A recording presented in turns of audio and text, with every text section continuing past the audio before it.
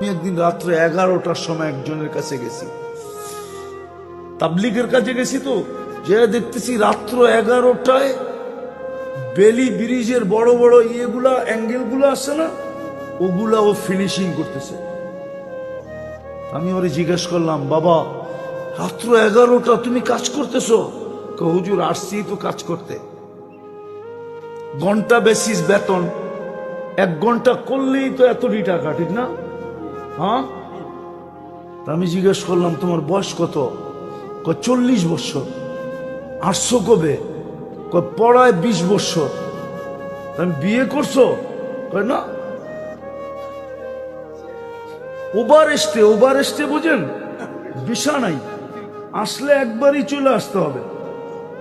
আমি ওরে বললাম, তোমার বয়স 40 বছর, মেনে নাও তোমার 60 বছর বয়স, তাহলে তোমার হাতে আছে মাত্র 20 বছর, তুমি বাড়ির যাবা।